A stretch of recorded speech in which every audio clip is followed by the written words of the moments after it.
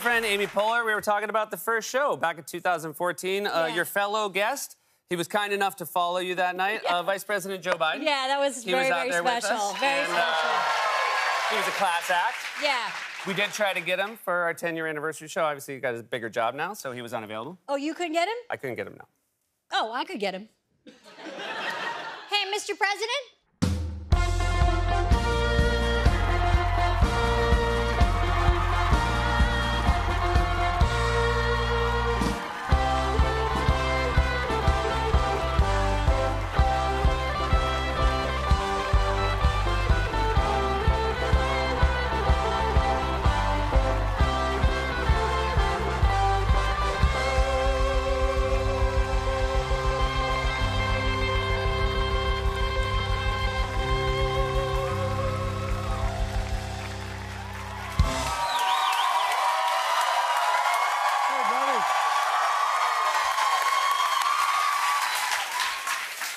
Welcome back, Mr. President. It's good to be back. Why haven't you invited me earlier? Well, you know, you were a busy guy. Did you think when you were here in 2014 this show would make it 10 years? No. Yeah.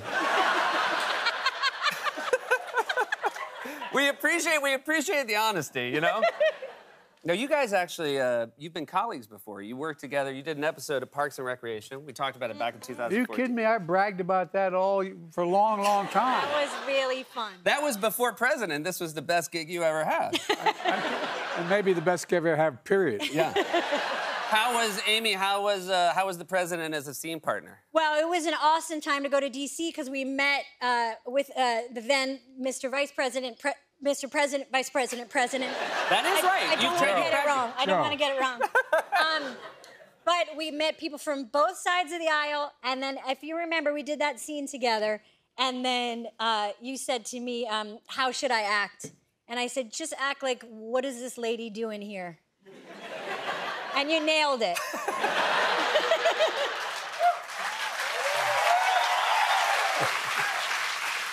I want to look to the future, but one last glance to the past. In 2014, you had just called LaGuardia a third world airport, and you had to fly into LaGuardia to come to this show.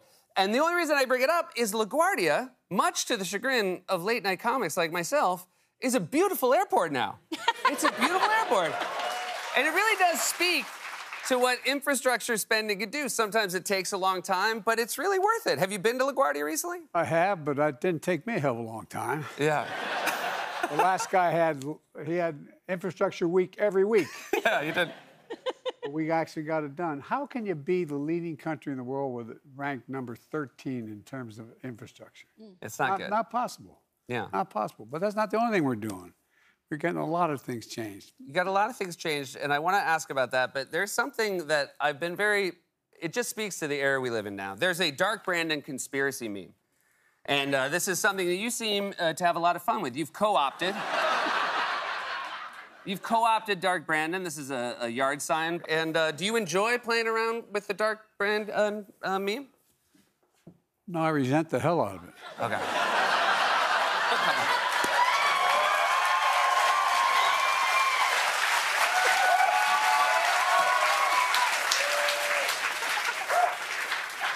Now, my favorite one recently is there are 18% of Americans, according to recent polling, have believe that you and Taylor Swift are actually working in cahoots. And after the Kansas City Chiefs won the Super Bowl, you posted this on social media and you wrote, just like we drew it up. Now, I have you on the hot spot here. Can you confirm or deny that there is an active conspiracy between you and Miss Swift? Where are you getting this information? It's classified. It's classified information? That's classified you won't information. share it with us? I'm not gonna, but I will tell you, she did endorse me in 2020. She did.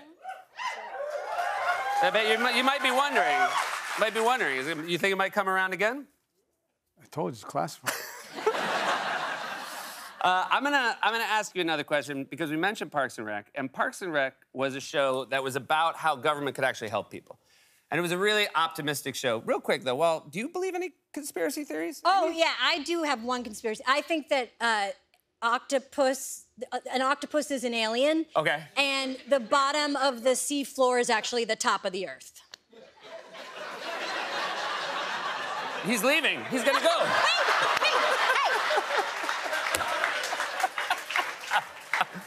I told you to stop telling people that. So if that's wrong, don't spoil it for me.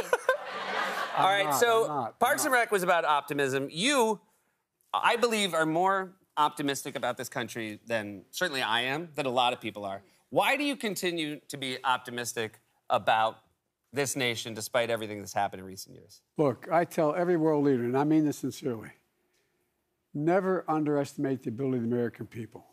There's nothing beyond our capacity, nothing. Think about it. Every single crisis we've ever been in, we've come out stronger than we went in. Everyone. And folks, it's because of you, not because of your leaders, because of you, really and truly. The American people are incredible. And we're the best, you know, I was asked by Xi Jinping about when I was in the Tibetan mountains with him. And he said, can you define America for him? I said, yeah, one word, possibilities. America believes anything is possible. And by the way, people step up. People here step up. And look what's happened. We got the best economy in the world now. We got a long way to go, but the best in the world now. And we're going to get it better. Well, I have a lot more to ask you about what's coming up next. You guys, that's President Joe Biden. That's Amy Poehler. We'll be right back with more from President Biden.